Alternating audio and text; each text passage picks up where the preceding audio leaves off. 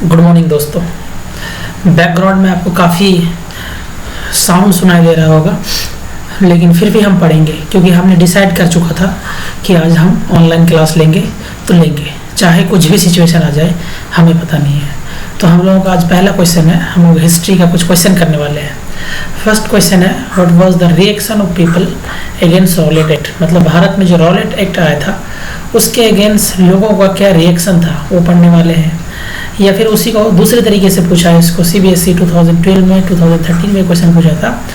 Explain the reaction of Indian people against the Rowlatt act passed through the imperial legislative council. मतलब British parliament को हम imperial legislative council कहते हैं। तो चलो देखते हैं लोगों का क्या रिएक्शन था, लोगों का क्या प्रतिक्रिया था। पहला प्रतिक्रिया था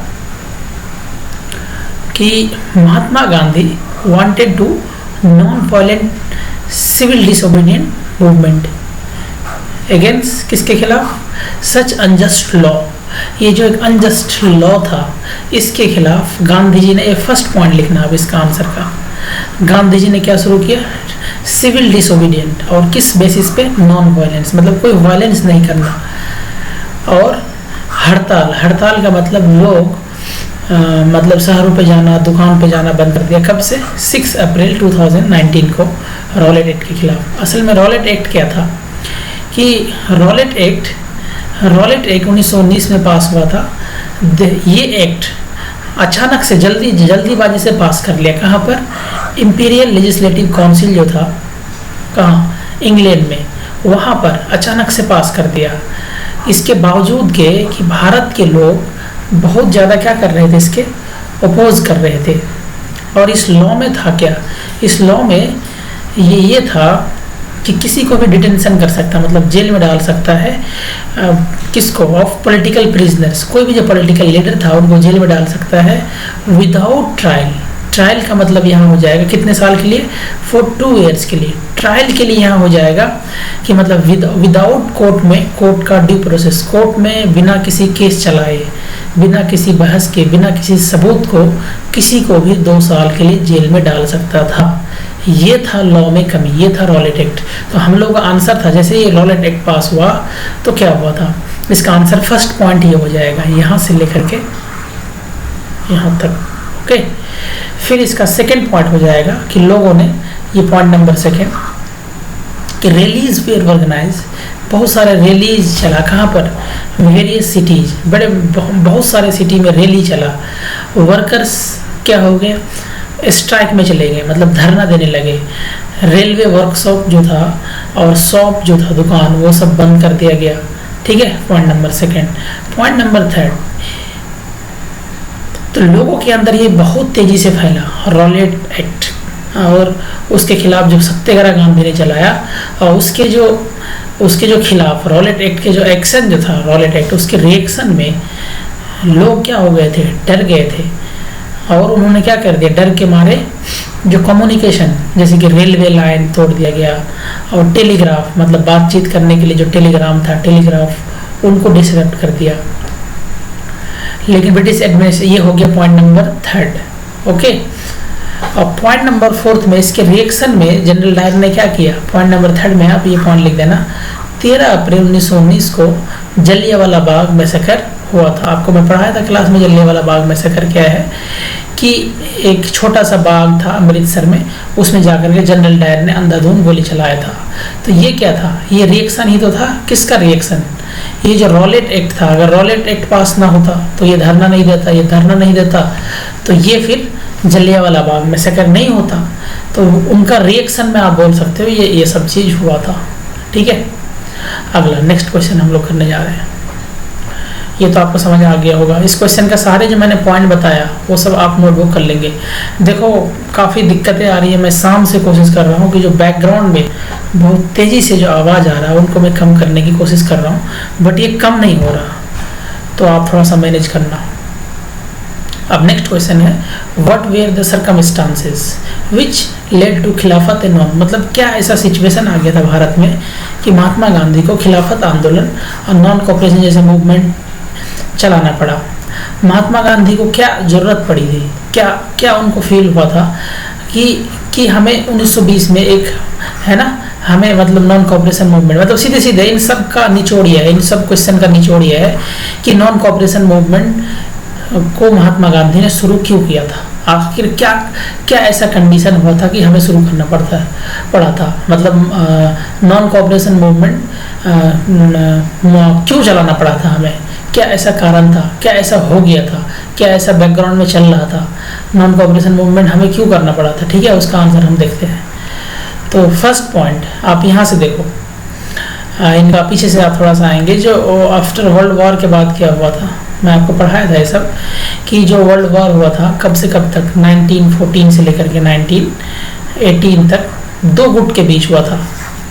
एक गुट तो एक्सिस पावर था और एक एलाइड पावर। एलाइड पावर में था इंग्लैंड, है ना, और उसके बाद फ्रांस, उसके बाद यूएसए, रसिया, ये सब। इसमें था बस ऑटोमन एम्पायर और जर्मनी, लेकिन ये लोग बुरी तरीके से हार चुका था। ठीक है, ये जीत चुका था और हम इंग्लैंड के गुलाम थे, तो ऑटोमेटिकली हम इनके तरफ से लड़ रहे थे। ओके, कि वर्ल्ड वॉर क्या है कि पूरी दुनिया में एक लड़ाई चल रहा था, दुनिया के लगभग हर देश इन्वॉल्व था इसमें। तो वर्ल्ड वॉर फर्स्ट होने की वजह से क्या हुआ, तो एक तो रीजन ये है कि नॉन कॉपरेशन मूवमेंट शुरू करने का, कि ये वर्ल्ड वॉर हुआ था और वर्ल्ड वॉर में भारत पर बहुत ज़्यादा इनडायरेक्टली इम्पैक्ट पड़ा था। तो क्या इम्पैक्ट पड़ा था, तो फर्स्ट रीजन आप लिखना वर्ल्ड वॉर फर्स्ट। ठीक है, और उसको एक्सप्लेन करना। फर्स्ट ऑफ ऑल, वार ने जो लड़ाई था एक नया इकोनॉमिक और एक नया पॉलिटिकल सिचुएशन क्रिएट कर दिया था। कहाँ पर, इंडिया पर। तो ये फर्स्ट पॉइंट हो जाएगा। और ये बहुत ज़्यादा ह्यूज का मतलब बहुत ज़्यादा डिफेंस एक्सपेंडिचर, डिफेंस एक्सपेंडिचर का मतलब defence expenditure, sorry, defence expenditure का मतलब गन बनाने में, बॉम्ब बंदूक बनाने में खर्च करने लगा। जो फैक्ट्रियाँ खाने पीने के सामान बनाती थी वो आज क्या बनाने लगी, डिफेंस एक्सपेंडिचर बनाने लगी। और उनको फाइनेंस करने के लिए, क्योंकि डिफेंस एक्सपेंडिचर, मान लीजिए गन बना रहे हैं, बॉम्ब बना रहे हैं या फिर कुछ भी बना रहे हैं लड़ाई का सामान, तो उनके लिए पैसा चाहिए। तो वो पैसा कहाँ से लेता था, लोन लेता था, वॉर लोन, जिसकी वजह से लोगों पर क्या लगा दिया, टैक्स लगा दिया। तो इनडायरेक्टली, क्योंकि भारत किसका कॉलोनी था, ब्रिटिश का, तो भारत के लोगों पर भी टैक्स बढ़ा दिया। ठीक है, दो रीजन नंबर सेकेंड, तो वार ने क्या कर दिया था, हर चीज़ का प्राइस इंक्रीज कर दिया था, लगभग डबल प्राइस हो गया था। मान लेते हैं ब्रेड अगर 1913 में 5 रुपये था तो 1918 होते हुए 10 रुपया हो गया था, जिसके वजह से बहुत ज़्यादा गरीबी आ गया था, बहुत ज़्यादा भूखमरी आ गया था। किसके लिए, कॉमन पीपल के लिए, पीपल के लिए ज़िंदगी जीना काफ़ी मुश्किल हो चुका था, है ना। पॉइंट नंबर थर्ड ये लिखना, किसमें, ये वर्ल्ड वॉर 1 का जो रीजन, फर्स्ट रीजन कि नॉन कॉपरेशन क्यों शुरू किए थे, तो वर्ल्ड वॉर फर्स्ट। इसका रोमन में पॉइंट नंबर फर्स्ट ये है, रोमन में पॉइंट नंबर सेकंड और रोमन में पॉइंट नंबर थर्ड। ठीक है, तो विलेजर को क्या कहा गया, जबरदस्ती फोर्स्ड रिक्रूटमेंट, मतलब जबरदस्ती लोगों को आर्मी में भर्ती किया और वर्ल्ड वॉर फर्स्ट में लड़ने के लिए भेज दिया गया और वो लोग शहीद हो गए, जबकि वो हमारे देश के लिए नहीं, दूसरे देश के लिए, मतलब इंग्लैंड की तरफ से लड़ते लड़ते शहीद हो गए। तो ये लोगों का गुस्सा था।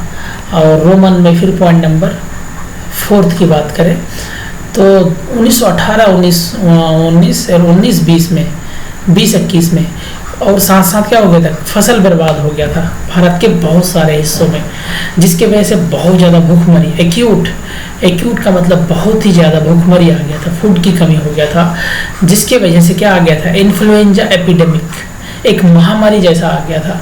जिस तरह कोरोना, कोविड-19 एक महामारी है, इसी तरीके से 1920-21 में काफ़ी ज़्यादा लोग मारे गए थे हमारे देश के। तो ये रीजन नंबर 4। तो एक तो रीजन ये था कि वर्ल्ड वॉर 1 की वजह से जो कॉमन लोग थे, इन सब का निचोड़ अगर देखें ना, तो जो कॉमन लोग था उनको खाने पीने नहीं लगा था, हर चीज़ का प्राइस इंक्रीज कर रहा था, क्रॉप फेलियर हो चुका था और ड्राफ्ट सिचुएशन आ चुका था, काफ़ी सारे लोग महामारी में मारे जा चुके थे, तो ये एक बीमारी फैल चुका था। तो ये एक सिचुएशन तो चल ही रहा था। साथ साथ इन्होंने जले में, कटे में नमक छिड़कने का काम इन्होंने कहाँ किया, रॉलेट एक्ट। दूसरा रीजन क्या है कि point number second, Rowlatt act. Point number second में आप क्या लिखोगे, द रॉलेट एक्ट, ये हो गया पॉइंट नंबर सेकेंड आपका। The Rowlatt act. तो रॉलेट एक्ट क्या था, यहाँ से आप एक्सप्लेन करना। ये जो एक्ट था, ये जो कानून था, जल्दबाजी में पास कर दिया। कहाँ पास कर दिया? इंपीरियल लेजिस्लेटिव काउंसिल, मतलब ब्रिटिश पार्लियामेंट में। इसके बावजूद के यहाँ के लोग बहुत ज़्यादा इनका क्या कर रहे थे, बहुत ज़्यादा अपोज कर रहे थे। फिर भी ये गवर्नमेंट को बहुत ज़्यादा पावर दे दिया था। किसके लिए? जो पॉलिटिकल एक्टिविटीज़ था उन्हें दबाने के लिए। और ये क्या था, ये किसी को भी जेल में डाल सकता था, किसी भी पॉलिटिकल लीडर्स को, विदाउट एनी ट्रायल। मैं आपको पहले ही बता चुका। तो यहाँ तक पॉइंट हो जाएगा इसका। इम्बोल्डेंट का मतलब होगा गांधी जी ने लगातार जो चंपारण, अहमदाबाद, खेड़ा जो वार जीता था ना, उसके बाद उनको काफ़ी ज़्यादा उत्साहित मिल चुका था। तो ये हुआ। तो आप कहाँ से कहाँ तक लिखना, जो रॉलेट एक्ट का रोमन नंबर 1 यहाँ से शुरू करना और यहाँ तक लिखना, यहाँ तक पॉइंट नंबर 2। ओके, यहाँ तक, यहाँ से शुरू करना, यहाँ से दिस से शुरू करके यहाँ तक लिखना। किसमें? पॉइंट नंबर 2 कि हम क्या पढ़ रहे हैं। ये क्वेश्चंस दिमाग भूल गया होगा सब। ये कि हमने नॉन कोऑपरेशन क्यों शुरू किए थे। एक रीजन वर्ल्ड वॉर 1, दूसरा रीजन रॉलेट एक्ट। ओके, समझ में आ रहा? रॉलेट एक्ट में आप यहाँ से यहाँ तक लिखना।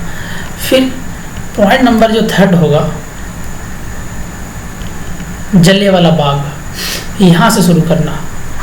पॉइंट नंबर 3 ये किसका पॉइंट है? ये इसका पॉइंट है। किसका? हम लोग नॉन कोऑपरेशन क्यों शुरू किए थे। 13 अप्रैल 1919 को यहाँ से एक्सप्लेन करना। 3 का फर्स्ट पॉइंट कि 13 अप्रैल 1919 को जलियांवाला बाग इंसिडेंस हुआ था। इसमें ये क्या था कि एक बड़ा भीड़ कहाँ जमा हुआ था, गैदर हुआ था। कहाँ पर? एक जो बंद, एक इनक्लोज्ड मतलब बंद जलियांवाला बाग। जलियांवाला बाग एक ऐसे बाग था, बस थोड़ा सा रास्ता था आने जाने का। ठीक है, कुछ लोग यहाँ पे प्रोटेस्ट करने के लिए आए थे। किसके खिलाफ? रॉलेट एक्ट, है ना। लेकिन दूसरी तरफ बहुत सारे लोग एनुअल जो साल का बैसाखी का जो मेला था उनको देखने के लिए आए थे। तो शहर के ये बाहर था। बहुत सारे गांव के लोग मार्शल लॉ, क्योंकि उस समय martial law, military law impose हो चुका था, लेकिन लोगों को पता नहीं था कि क्या होता है मार्शल लॉ। लोग मेला देखने आ गए। डायर था, मतलब जो उनके जो पुलिस कमांडर था उनका नाम था डायर। उन्होंने क्या किया, एरिया को ब्लॉक कर दिया। जो जाने का थोड़ा रास्ता था, यहाँ डायर आके खड़ा हो गया और उन्होंने क्या किया, ओपन फायर किया। मतलब बहुत ज़्यादा अंधाधुंध गोली, जो है लोग थे, लोगों पर बहुत ज़्यादा क्या चलाया, गोलियां बरसाया, और जिसकी वजह से हजारों लाखों लोग मारे गए, है ना। लगभग हंड्रेड्स नहीं, थाउजेंड्स के संख्या में, किलिंग हंड्रेड्स ऑफ पीपल को, लोगों को क्या किया गया, यहाँ पे मार दिया गया। चाहे यहाँ तक बच्चे हो या वुमेन्स, किसी को नहीं छोड़ा। बल्कि ये लोग, कुछ लोग तो थे जो रॉलेट एक्ट के खिलाफ आवाज़ उठा रहे थे, लेकिन बहुत सारे ऐसे लोग थे जो यहाँ पे मेला देखने आए थे, क्योंकि गाँव के लोगों को पता नहीं था कि यहाँ पे एक्चुअली मार्शल लॉ क्या होता है, कि 3 या 3 से ज़्यादा आदमी खड़ा नहीं रह सकते हैं, इस तरह की बात। ओके, समझ में आ रहा है आपको। तो रीजन नंबर 3, पहला reason world war first, reason number 2 Rowlatt Act, reason number 3 Jallianwala Bagh massacre. Reason number 4, Gandhi ji ने कहा था अपने जो बुक था 4th का फर्स्ट ये है कि अपना फेमस बुक हिंद स्वराज 1919 में आया था कि ब्रिटिश सरकार यहाँ पे इंडिया में इसीलिए आया क्योंकि हमने उसके साथ कोऑपरेट किया, इंडियंस ने उनके साथ कोऑपरेट किया।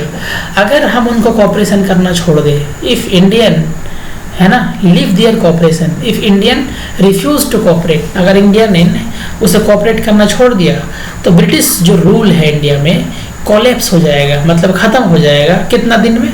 1 साल के अंदर। तो रीजन नंबर 4 हो गया है।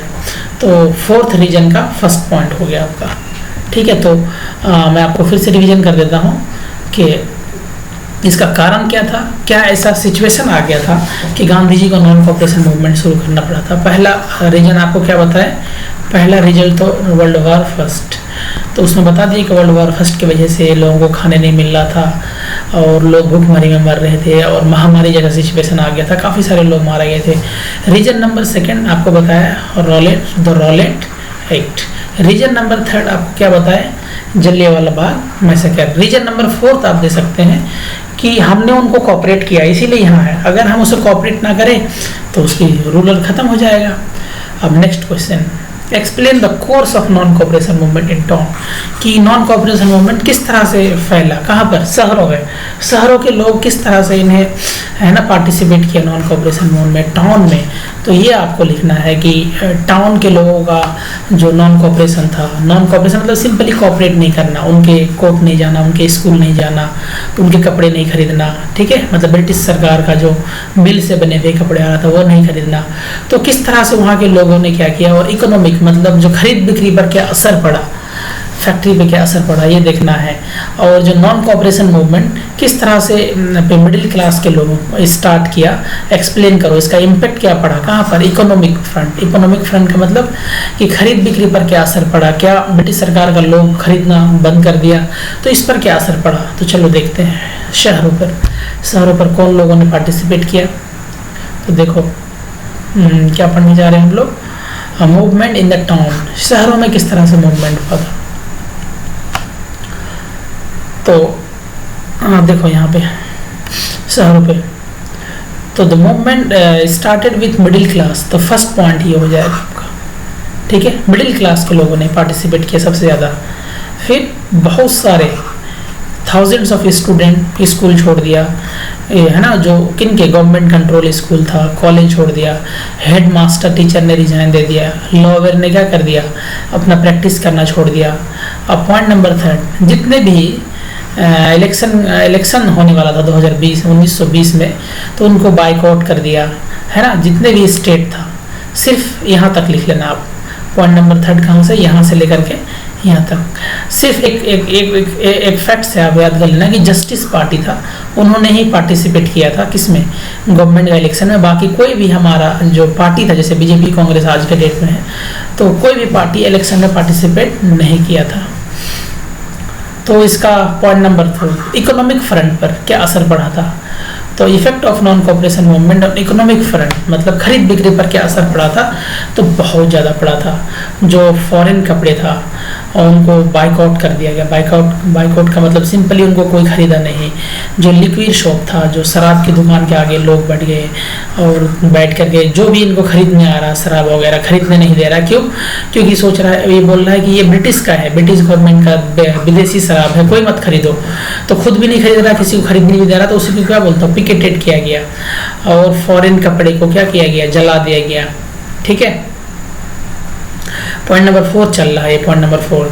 तो import of foreign clothes have been, है ना, है बिटवीन 1920-21 से लेकर के क्या हो गया था, 102 करोड़ का था, लेकिन मात्र मतलब हम विदेश से, जैसे इंडिया है, तो कितने का सामान खरीदे थे, 102 करोड़ का सामान खरीदते थे, लेकिन एक साल के अंदर कितने हो गए, मात्र 57 करोड़ का सामान खरीद रहे थे, ठीक है।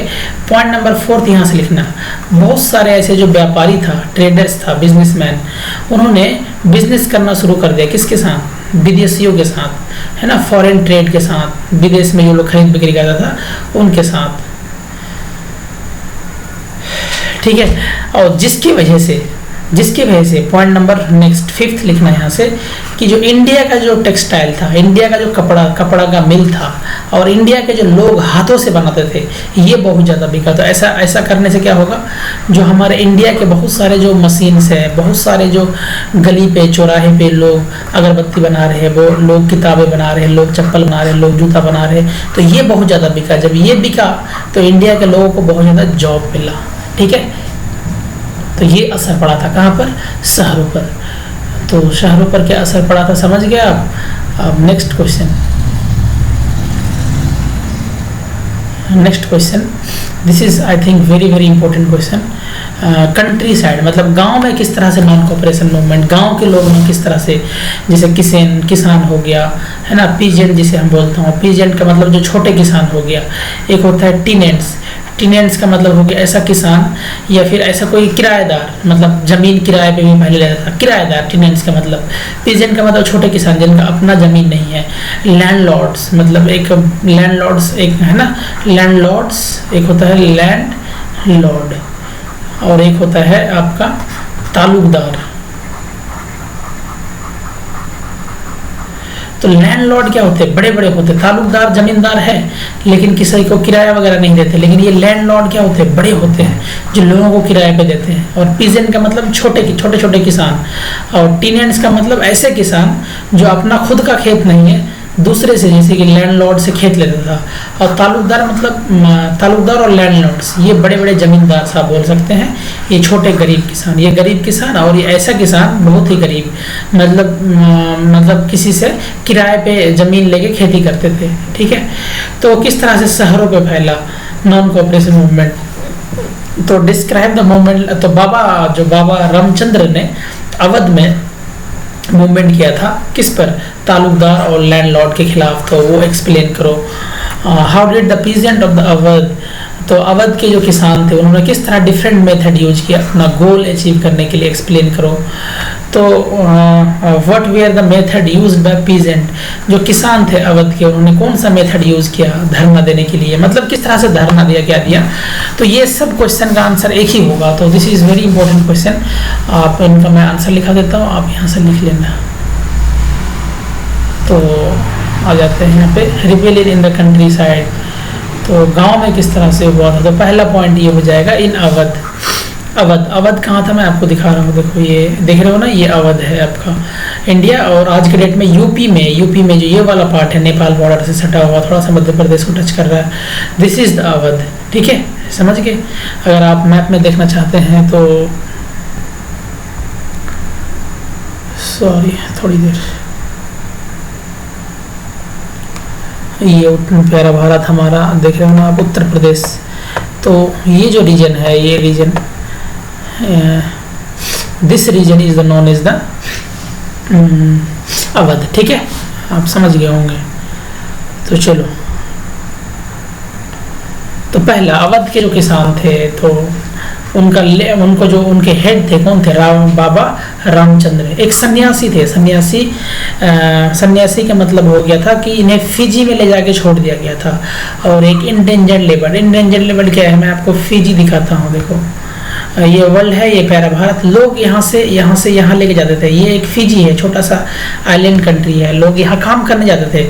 तो ब्रिटिश जो सरकार थे, इन्होंने यहाँ से काम करने लेके किया, क्योंकि ये भी ब्रिटिश का कॉलोनी था, ये ब्रिटिश है, ये भी ब्रिटिश का कॉलोनी था, इंडिया भी था। तो यहाँ से बाबा रामचंद्र को काम करने ले गए। तो कोई ऐसा आदमी जिसको काम के पर्पज से किसी दूसरे देश ले गया, तो ऐसे लेबर को हम बोलते हैं इंडेंजर्ड लेबर। ठीक है, तो इंडेंजर्ड लेबर थे फिजी में। तो यहाँ से लेके तो जाते थे, लेकिन वापस नहीं लेके आते थे। तो फिजी से किसी तरह से वापस लेके आए थे। इन पर ऐसे देशों में, भारत से अफ्रीका, भारत से नॉर्थ अमेरिका काम पे लेके जाते थे, इस कैरेबियन कंट्री में। तो फिर दोबारा वापस नहीं आते थे। तो ये किसी तरह से बाबा रामचंद्र वापस आ गए थे। तो आप और अच्छी तरीके से फिजी को देखना चाहते हैं तो ये हमारा है, सॉरी, वर्ल्ड मैप। ठीक है, ये ऑस्ट्रेलिया, ये देख रहे हैं ना, म्यांमार, थाईलैंड, ये Bangladesh, Myanmar, Thailand, Vietnam, Malaysia, Indonesia, और ऑस्ट्रेलिया, पपुआ न्यू गिनिया, और ये कोरल सी, और यहाँ पे है आपका फिजी, इसके जस्ट ऊपर ये फिजी। ठीक है, सॉरी यहाँ सर्च कर लेता हूँ, फिजी, FIJI, फिजी, देख सकते हैं। ये फिजी छोटा सा आइलैंड कंट्री है। ओके, ये है, ये फिजी छोटा सा आइलैंड कंट्री।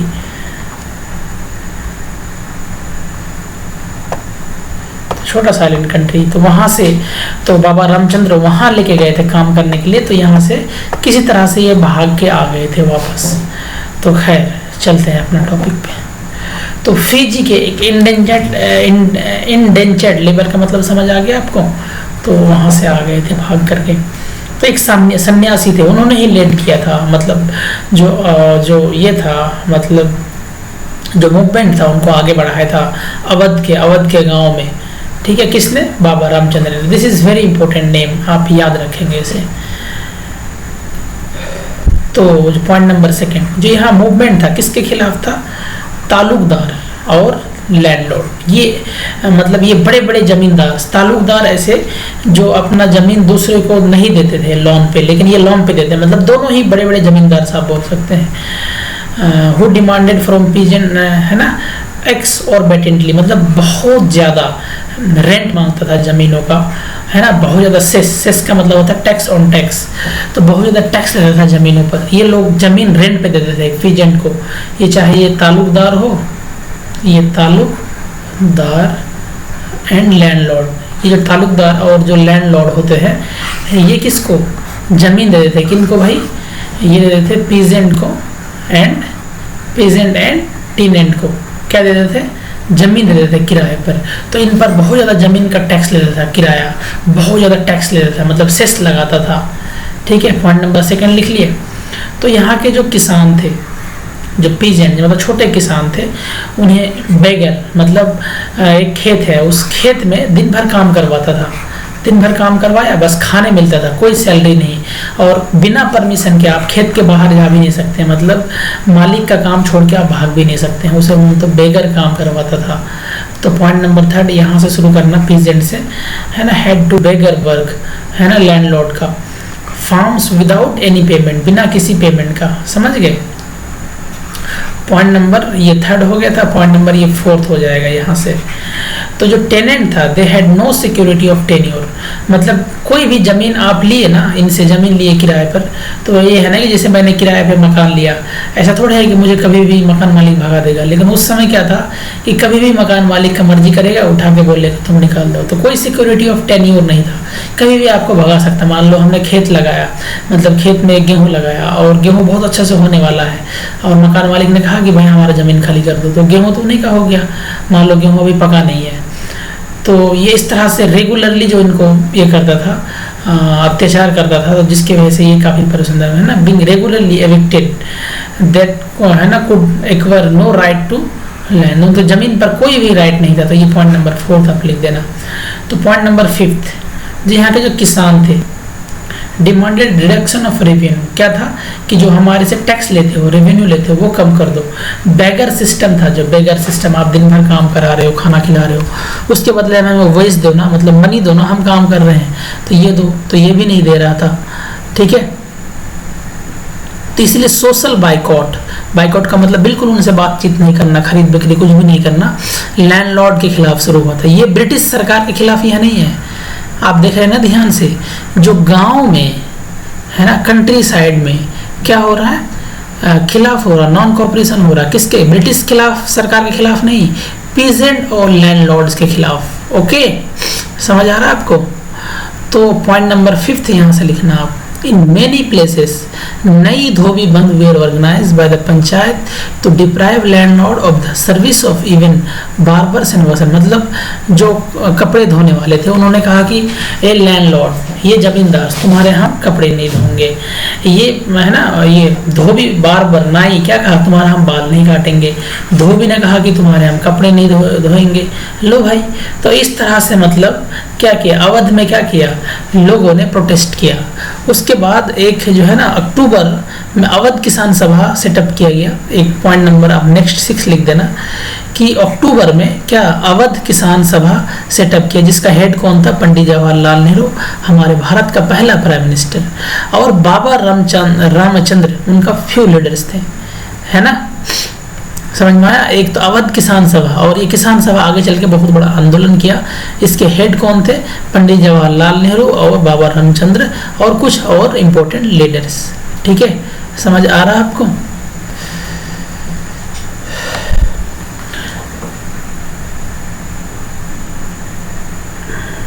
वो इस मूवमेंट के चलते क्या हुआ कि मूवमेंट, पॉइंट नंबर नेक्स्ट जो भी है आपने 6 पॉइंट, शायद ये 7 पॉइंट होगा, तो मूवमेंट फैल गया कहाँ पर, तालुकदार के घर, जो व्यापारी के जो घर थे उस पर अटैक किया गया, बाजार को लूट लिया गया, जो ग्रेन अनाज के जो भंडार थे उनको भी लूट लिया गया लोगों के द्वारा।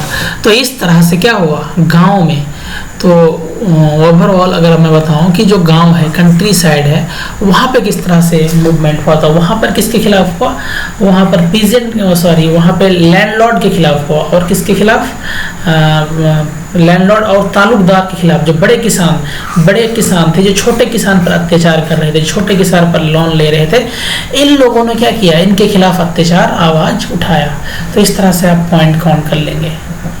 ठीक है, लास्ट क्वेश्चन आज का, और एक क्वेश्चन करा देता हूँ। This is I think very very important question.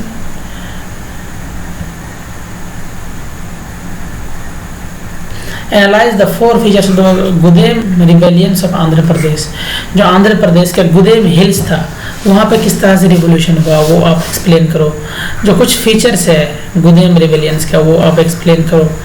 तो अल्लूरी सीताराम राजू का क्या कंट्रीब्यूशन था नॉन कोऑपरेशन मूवमेंट में आंध्र प्रदेश में? तो अल्लूरी सीताराम राजू कौन थे? इन्होंने नॉन कोऑपरेशन मूवमेंट में किस तरह से पार्टिसिपेट किया? गुदेम हिल, आंध्र प्रदेश की एक जगह था गुदेम हिल्स, पहाड़ था, एक छोटा सा जंगल था, वहाँ पे इन्होंने किस तरह से नॉन कोऑपरेशन में पार्टिसिपेट किया? तो इन सब के बारे में आप क्या करो, आप इन सब क्वेश्चन का मतलब सेम है। जो भी मैं बता रहा हूँ ना, ये सारे क्वेश्चन आप लिखना नोटबुक में, और इनका आंसर लिखना, मैं चेक करूंगा क्लासरूम में। ठीक है,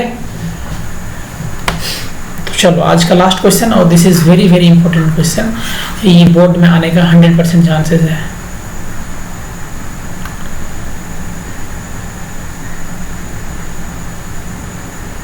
सॉरी, क्या हो रहा, एक मिनट। तो चलो आप देख लो, ये कहाँ है हमारा, ये देखना आंध्र प्रदेश का ये गुदेम हिल्स, आप देख सकते हैं और अच्छे से इनको। ये इंडिया है, ये आंध्र प्रदेश, ये देख रहे हो, ये आंध्र प्रदेश स्टेट है। तो कहीं इस जगह पे है ये गुदेम हिल्स। ठीक है, इसमें आप अच्छे से देख सकते हैं गुदेम हिल्स, यहाँ पे है एक पहाड़ी, पूरा आंध्र प्रदेश है, यहाँ से यहाँ तक आंध्र प्रदेश है। ठीक है, तो चलते हैं अपने मुद्दा पर। तो this is very very important questions, I think ये काफ़ी इंपॉर्टेंट क्वेश्चन है, तो आपको ये लिखना ही लिखना है।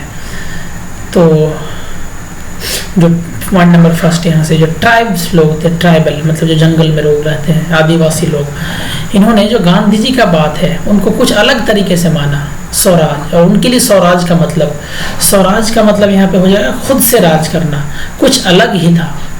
जैसे point number second, in Gudem hills of Andhra Pradesh के गुदेम हिल्स में क्या हुआ, मिलिटेंट गोरिल्ला मूवमेंट स्प्रेड हुआ in early 1920s, not a form of struggle that. तो क्या कर रहा था ये, तो पॉइंट नंबर 7, गुदेम हिल्स जो आंध्र प्रदेश था, यहाँ पर क्या कर रहा था ये लोग, गोरिल्ला वॉरफेयर, मतलब जैसे कि ये पेड़ है, यहाँ छिपा हुआ कोई है ना आदमी, जैसे ब्रिटिश कोई पुलिस ऑफिसर आया, कुछ आया या मार दिया, तो जंगलों में छिप कर वार करना, उसे हम क्या बोलता हूँ, मिलिटेंट गोरिल्ला। तो गोरिल्ला वॉरफेयर, छिप करके करना, सॉरी, मूवमेंट स्प्रेड हुआ था अर्ली 1920s में। ठीक है, जो कि कांग्रेस ने इसे अप्रूव नहीं किया था, कांग्रेस ने इस तरह की लड़ाई को अलाउ नहीं किया था।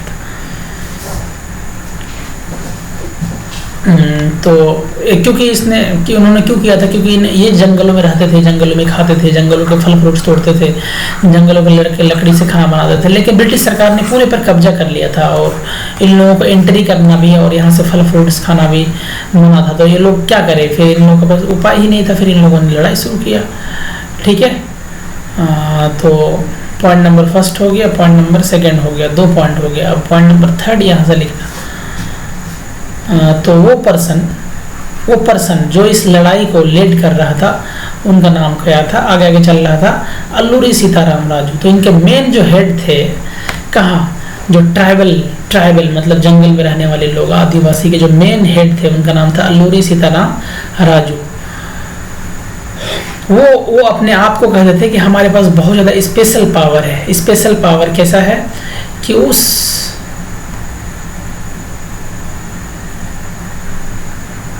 स्पेशल पावर है ना, he could make correct astrological prediction, किसी के लिए भी कोई भविष्यवाणी कर सकता है बहुत अच्छा, और लोगों को ठीक कर सकता है। तो पॉइंट नंबर ये 3 है है ना। पॉइंट नंबर थर्ड में ही यही लिखना। और वो सरवाइव कर सकता था यहाँ तक कि अगर उसे कोई गोली भी मार दे। तो उन्होंने क्या क्या दावा किया था कि अल्लूरी सीताराम राजू, इनके इस मतलब जो ट्राइबल जो लोग थे, जो आदिवासी लोग थे, उनके हेड का नाम क्या था, अल्लूरी सीताराम राजू। वो कहते थे कि मेरे पास बहुत ज़्यादा स्पेशल पावर है, जैसे कि हिप्लोकलेन, मतलब खुद अपने आप को राजू ये कहते थे कि मेरे पास बहुत ज़्यादा कुछ स्पेशल पावर है, जैसे कि मैं कुछ अगर भविष्यवाणी करूँ तो बिल्कुल सही होगा, एस्ट्रोलॉजिकल प्रिडिक्शन, और लोगों को मैं ठीक कर सकता हूँ, है ना। और यहाँ तक कि मुझे अगर गोली भी लग जाए तो मुझे कुछ नहीं होगा। कैप्टिवेटेड बाय राजू, तो राजू को नाम करते थे जो उनके जो लोग थे लड़ाई कर रहे थे। ये पॉइंट नंबर अगला फोर्थ लिख देना, है ना, पॉइंट नंबर 4 यहाँ से। Rebel programme that he was incarnation, God का क्या है, लोग कहते थे उसे कि ये भगवान का अवतार है। तो राजू किसके बारे में टॉक करते थे, greatness of Mahatma Gandhi. Point number 5 यहाँ से लिखना, जो अल्लूरी सीताराम राजू महात्मा गांधी के महानता के बारे में तो बात करते थे, और ये कहते थे कि आप नॉन कॉपरेशन में पार्टिसिपेट करो। लोगों को कहते थे कि आप खादी कपड़े पहनो, आप शराब मत पियो। बट बस उन्होंने क्वेश्चन पूछा था ना कि गांधी से बिल्कुल कैसे अलग था। ये सब गांधी के बात तो मानते थे, खादी कपड़े पहनो, शराब मत पियो, लेकिन एक बात नहीं मानते थे, वो क्या है कि बट, पॉइंट नंबर जो ये 6 है, but at the same time, उसी समय ये मानते थे कि इंडिया को तभी आज़ादी मिलेगा, लिबरेट मिलेगा। कैसे मिलेगा, नॉन वायलेंस से नहीं, वायलेंस से, लड़ाई से, फोर्स से, ठीक है। तो ये था इनका बिल्कुल थोड़ा सा अलग। बाकी सब चीज़ सही था कि गांधी जी के खादी कपड़े भी बांधते थे, शराब नहीं, लेकिन ये कहता था कि यार भीख मांगने से नहीं होगा, लड़ाई से ही होगा स्वराज की प्राप्ति। तो ये आंसर है। तो काफ़ी इंपॉर्टेंट क्वेश्चन है ये, तो आप इसे लिख लेना। तो चलो आज के लिए इतना ही। Thanks for listening. जय हिंद, जय भारत।